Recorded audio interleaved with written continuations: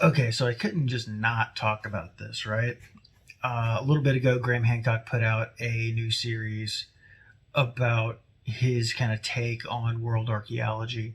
And if you don't know, Hancock is a journalist. He does not claim to be an archaeologist or historian, but he's got some pretty outlandish ideas about archaeology that conflict pretty strongly with a lot of what we as professionals have worked out about the human past. Um, but this show has been pretty popular, and I figured I'd give it a look and see what he's got to say this time around. Um, I'm not going to be reacting to everything that he's ever done, or not everything that is in the series, because he goes to a lot of areas that I have basically no background in. Places like Indonesia and things like this. I don't really know anything about their archaeology, and I'm not going to comment on that. He does have an episode that deals with North America, and specifically the eastern woodlands portion of North America. So I figured I'd take a look at that and see what he's got to say.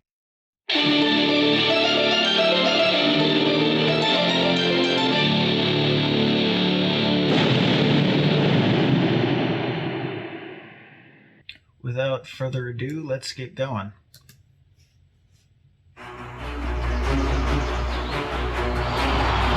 When did humans first reach the Americas?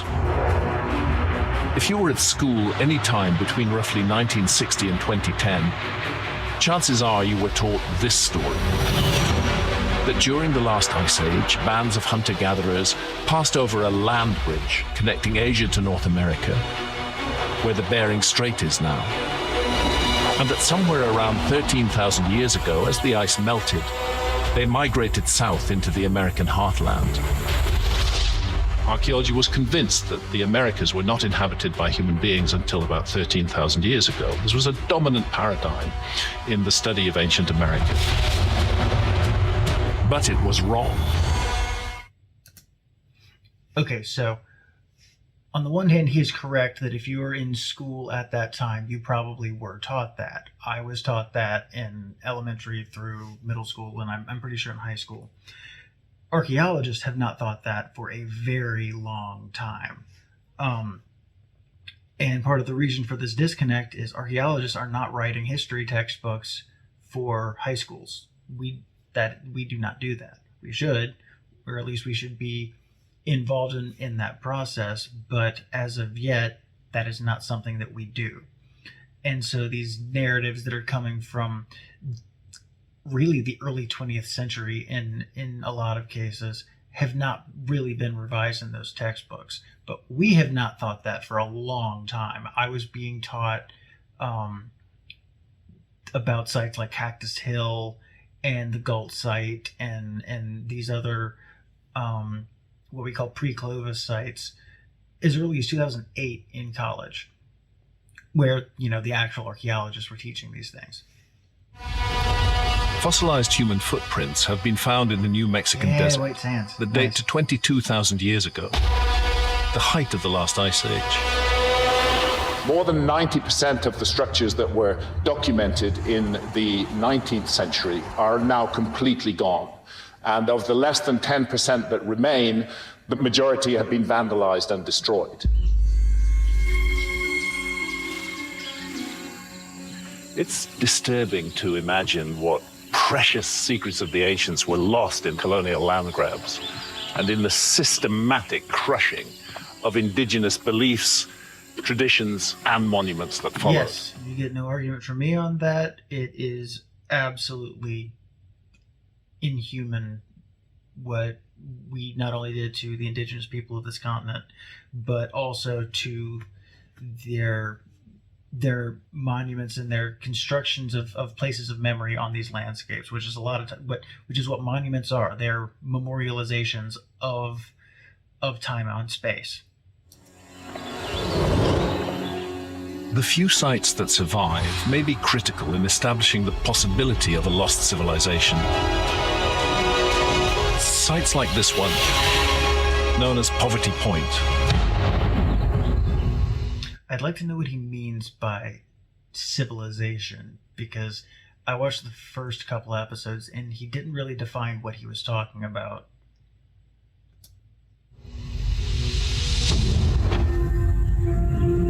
For a long time, this was thought to be just a scenic hill rising up out of the farmland. But this isn't just a hill. Archaeologists no longer dispute that it's an immense man-made earthen structure, today known simply as Mound A. I don't remember archaeologists ever disputing that. Might have been before my time. And when the surrounding area was found to be littered with clay artifacts and human figures, archaeologists realized that Mound A is part of a much larger ancient complex. Climbing Mound A is really worth the effort. You get a perspective up here that you don't get down at ground level. Poverty Point is one of the largest and most complex ancient sites in North America. Its oldest sections date back to 3,700 years ago, long before its builders farmed the land or kept livestock. Yeah, so far his site overview is pretty much on point. Yeah, all the factual particulars are correct. About 600 years of improvement after the initial establishment of some of the first mound constructions. All that, so far so good. No documents or traditions have survived to tell us what Poverty Point's purpose was, so archaeologists are left guessing. Well, we're not guessing. Site manager and historian Mark Brink Jr. is the first to admit that mainstream archaeology hasn't been able to confirm much about this mysterious site. Tell me everything you know about this site. So Mound A is massive, the largest mound constructed in the Western Hemisphere at the time, which shows you that Poverty Point was the center of something truly big. It suggests then a strong motive behind it. Do you have any thoughts on what that motive could be? We really don't know. It was a ceremonial center for some reason, but we don't know yet. Can we add the yet? Yeah. Mark is being very conservative with his answers here because I've already talked about what we know about Poverty Point in at least one other video. I'll link that in the description.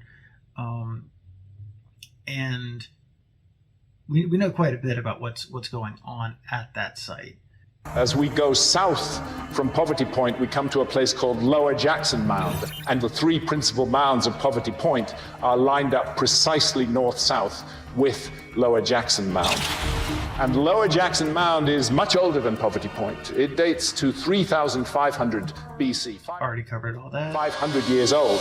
And yet, the makers of Poverty Point were not only aware of it, but they used it as the anchor of their whole site. But there's something else going on here at Poverty Point that archaeologists don't like to acknowledge, encoded in its unique geometry. You see, the flat horizon all around allows you to observe the rising and the setting of the sun and the moon and the stars. This is a place for astronomers. What do you mean archaeologists don't like to acknowledge that? We've been talking about that for years. That's like Romaine and Davis, I want to say 2004 maybe? It showed up in Ken Sassaman's 2010 book also. I've talked about it before. This is not something that archaeologists have trouble or don't want to acknowledge. In one corner of the site, archaeologists found a large circle of holes. Oh yeah, the wood hinges. Marked today by restored white posts. What's unique about Poverty Point is how many wood hinges it boasts. These circles, how many of them are there here?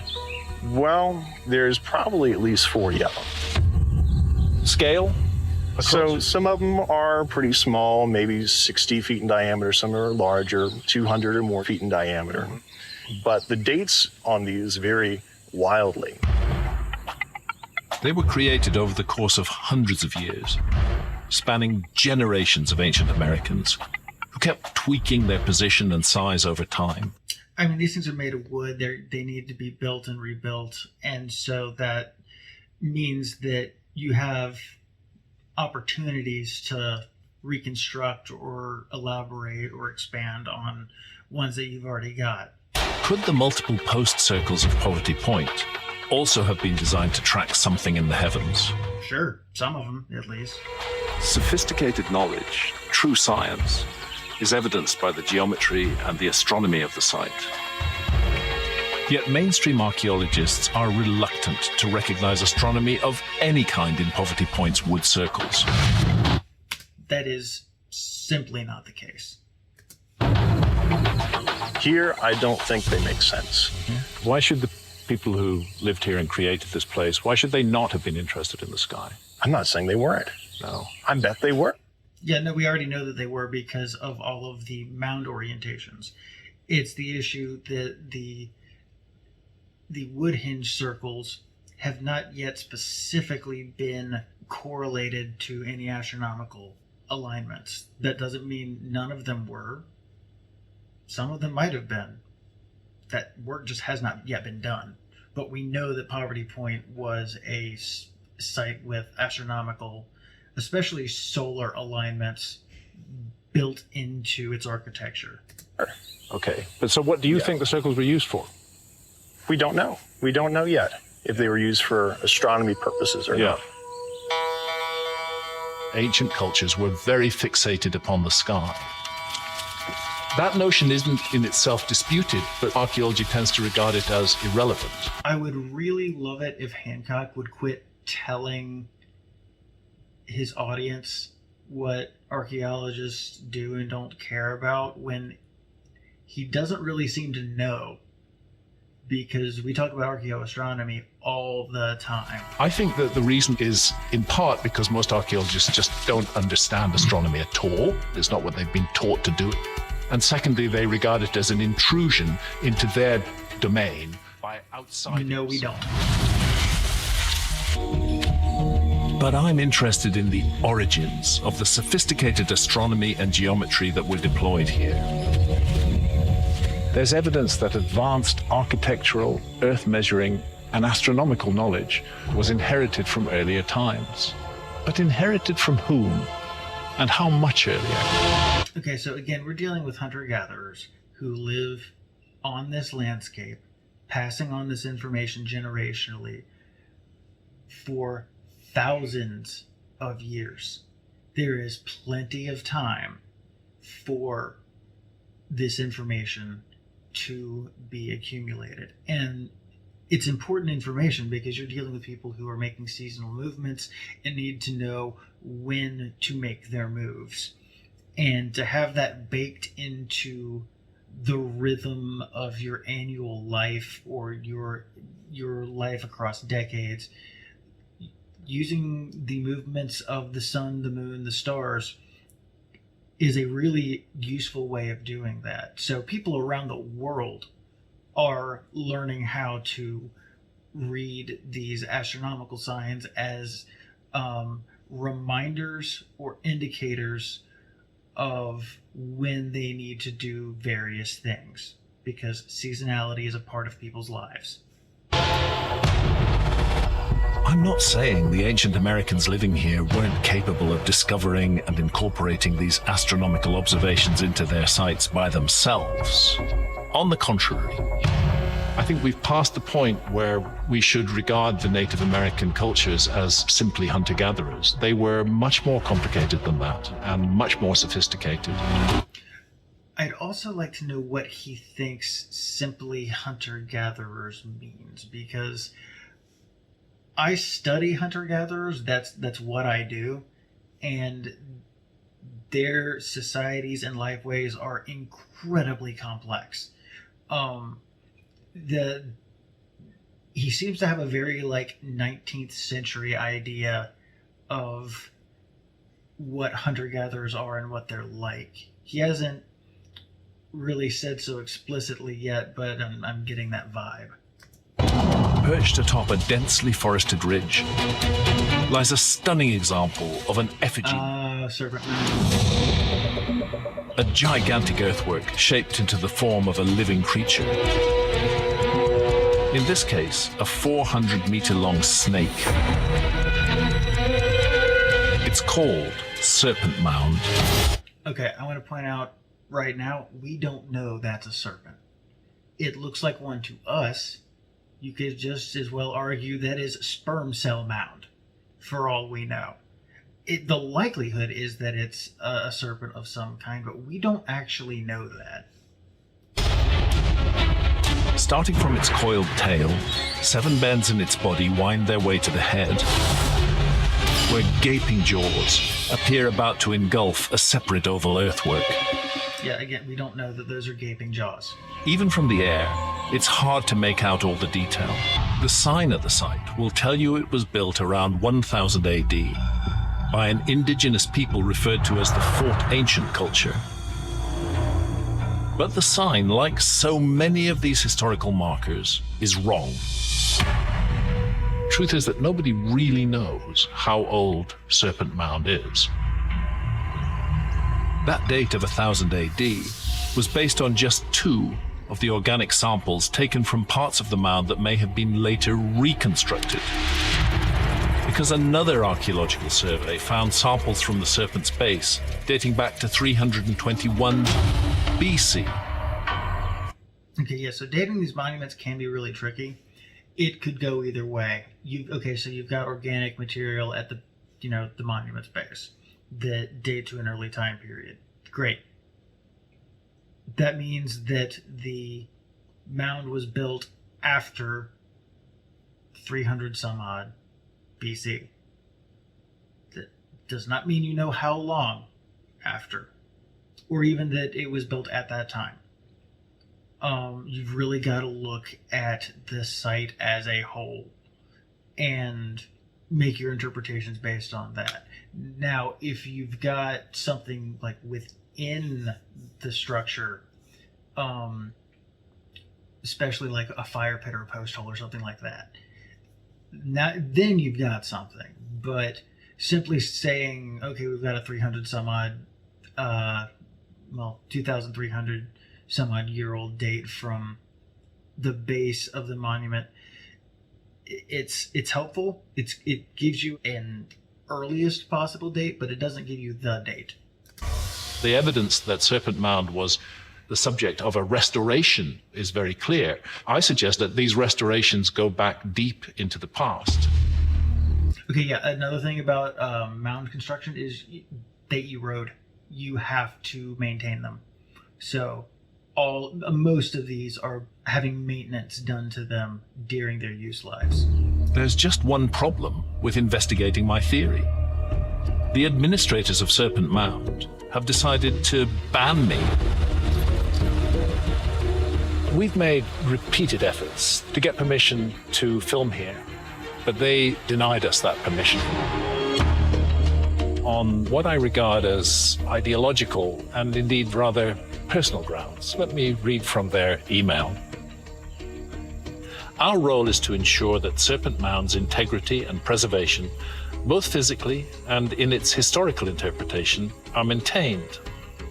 Because the presenter of this series, Graham Hancock, proposes a theory and story that do not align with what we know to be true about Serpent Mound, your request is declined. Okay, so they're not, this is a sleight of hand here. They're not denying him access to the site so that he can produce data that might contribute to further understanding the monument. He's going there to traipse around and make a documentary.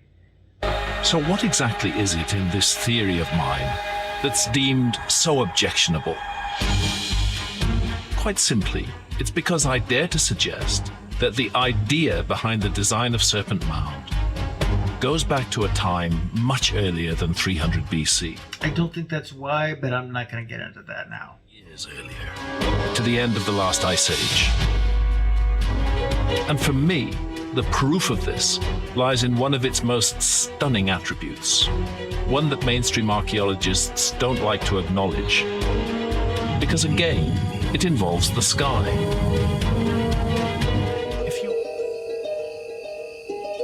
It's the most amazing archaeoastronomy site in North America, bar none. Poverty Point, and arguably Cahokia. is the recent confirmation that the mound builders cleverly incorporated a whole series of sky-ground alignments into Serpent Mound's design. To construct it and to figure out where all these astronomical alignments that are incorporated into its design is just an amazing sheer work of genius. It's a work of genius. From the prehistoric Native Americans. Yeah. And that genius is easily overlooked, actually. It's brilliant, but you can do it all with poles and rope. Are enough archaeologists taking it seriously? I don't think so, no. There's very few people that even pay attention to it or consider it. There aren't a whole lot of people who do archaeology in North America to begin As with. though mainstream archaeologists want us to believe that all these astronomical alignments happen by accident. No, we don't. I think it's fair to say that there were people in ancient Native America with advanced surveying, geometrical, and astronomical Yeah, skills. no, archaeologists do not dispute this whatsoever. Again, I study hunter-gatherers, and we have for a long time had immense respect for the landscape acumen and astronomical acumen of these people. So this is another straw man. Every single culture that ever existed here, dating back to the last ice age, left cultural remains at Serpent Mound. What it says to me, this continuous human presence here, it kind of suggests to me that the site's been sacred for a very long time. Right. It certainly seems to me that that should be taken into account in the archaeological narrative rather than completely certainly ignored. should be part of the story of Serpent Mound. Yes. Yeah, we call this persistent place. In fact, there's a whole kind of branch of thought in archaeology called persistent place theory that deals with how sites are used and reused and returned to over and over and over again, and their functions might change over time, but they are established places on landscapes. And often this has to do with view sheds, locally available resources, water, ties of ancestry, collective memory, and all these kinds of things. And you have tons of them in North America. Cahokia is one of them. Etowah Mounds is another, where you have constant returning to and reuse of these kinds of sites all the way up into contact. It's a possibility actually suggested by Serpent Mound's unique alignment. You see, it isn't quite perfect. Today, the summer solstice sun, as viewed from Serpent Mound, actually sets about 2 degrees off the exact center of the jaws. Seems close enough to the naked eye. But it's hard to believe that the people who conceived of and created this sophisticated effigy mound, tracking all those calendar moments, would go to all this trouble and not get it exactly right. Okay, so there are no straight lines involved in Serpent Mound, so talking about a 2-degree offset is not surprising. Also, if you're considering the fact that the thing is likely having maintenance done to it on a regular basis, things can shift. That's not a big deal. During the last ice age. This very valley, where the Great Serpent was constructed, actually marks the furthest south that the North American ice sheet reached. The giant ice cliffs rising just by this ridge would have looked like something out of a fantasy novel. To the people, I very much doubt that they were ice cliffs the way they're depicted here. 9 magical power was at work. But any celebration of the halt of the ice would have been short-lived, because sometime around 12,800 years ago, when the Serpent was perfectly aligned with the summer solstice, something huge was happening all over the planet. Something apocalyptic, called the Younger Dryas. It was a period of radical climate change and rising sea levels. Humanity survived, but barely.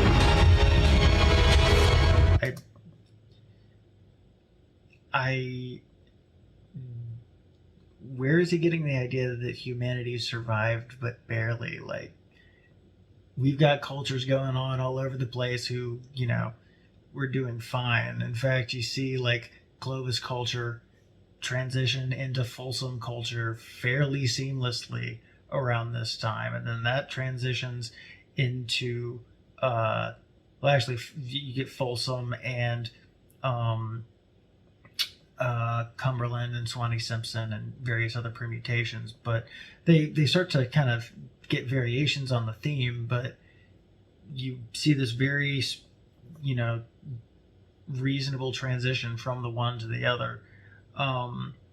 Certainly there was some change, but I've never seen anything to suggest that this was a cataclysm. It was changed, but it wasn't certainly wasn't the end of the world. I find it intriguing, by means of its alignment to the summer solstice sunset, that Serpent Mound serves as a signpost, a date stamp, drawing our attention to the skies of 12,800 years ago, a time when we know there was a global cataclysm. Do we know that? Destroyed an advanced civilization.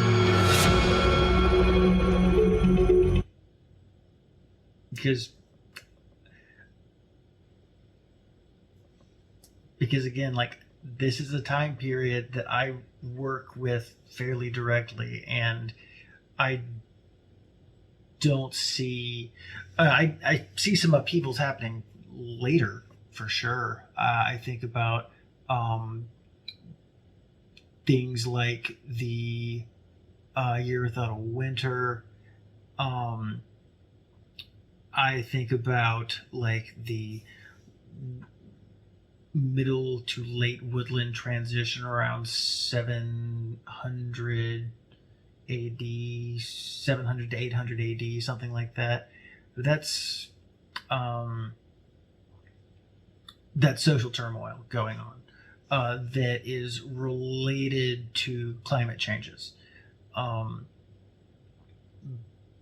But yeah, going from Clovis to Folsom to Dalton, I'm not seeing any indication that people are running around like chickens with their heads cut off because of some cataclysm. It's actually a fairly smooth transition. The big thing that's going on is that the megafauna are dying out, and so these people are adapting their toolkits to deal with the other fauna that don't, like elk and bison and deer and things like that. It's no accident, in my view, that the serpent's solstitial alignment also speaks to that same cataclysmic epoch. But why a serpent? Okay, so indigenous, a lot of indigenous belief systems in North America, serpents are powerful spiritual beings because they can kind of slide between worlds. They live on the land, they can go into the water. We call them liminal creatures. They are really significant in a lot of these indigenous religious beliefs. Ducks are super important for this reason too, because they can fly, they can walk on the land, and they can dive under the water. So these like liminal creatures that can transgress the worlds of sky, earth, and water are really significant. And snakes are one such animal. So they show up in iconography very frequently. But again, we do not know that this was a snake. It is possible, verging on likely, but it is not something that we know with any certainty. There's an ancient legend of the Iroquois, whose domain at the height of their power extended deep into Ohio. The villain of the legend is a giant horned serpent. Long ago. So that icon that's on the left page there is a Mississippian palette from Alabama. It has no connect. Well, I won't say it has no connection, but it's not from Serpent Mound. It is many states away.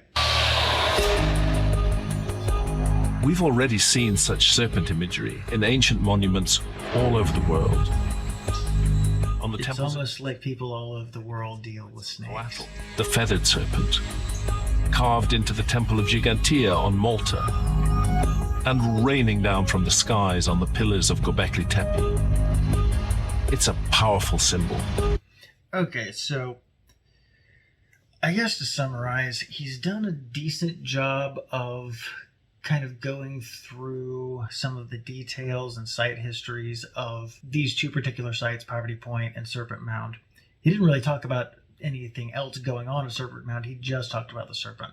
He then is arguing without any real evidence, like any actual concrete evidence, that this monument, Serpent Mound specifically, dates back to the last ice age, based on an Iroquoian, presumably Haudenosaunee, I think that's how you say that word, an Iroquoian, an iteration of an Iroquoian story that may or may not have anything to do with the people who built Serpent Mound in the first place. He also talks about this cataclysm that I'm sure he thinks he builds a strong argument for in other areas, but as I've said, that transition from the late Ice Age into the early Holocene, it was a change, but it wasn't catastrophic, because we have really good cultural continuity through that time period, certainly in the region that I work in. A lot of this strikes me as he's shot an arrow, he's got this idea in his head, and then he's cherry picking all the information that he wants to build the argument for it without actually consulting the rest of the corpus of information. So like, snakes mean a lot of different things to a lot of different people at different times and different places across time and space. Sometimes they're agents of healing, sometimes they're agents of danger, sometimes they are liminal creatures that can move between worlds, and it doesn't necessarily stay consistent. You can see this with other animals too, where like owls are heavily featured at Poverty, but he didn't mention this. Owls are heavily featured at Poverty Point by the little jasper beads, but in later indigenous cultures, a lot of them consider owls to be very dangerous and like bad omens. They make a couple of clever references to that in Reservation Dogs, if you've seen any of those episodes. So yeah, it's a whole lot of, here's a bunch of facts, and now I'm taking a bunch of wild leaps of speculation without any actual evidence to support them, and actually sometimes there's evidence to contradict. I'm glad these sites are getting more attention thanks to this show.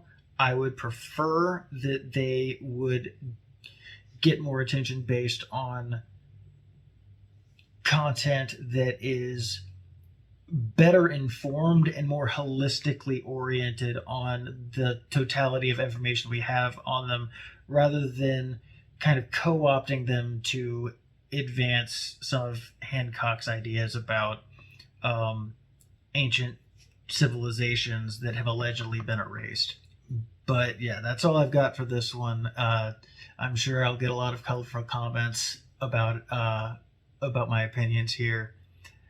But if you have any questions or concerns or manifestos even, sorry, Crawford, you can, of course, leave those in the comments. And as always, thank you for watching.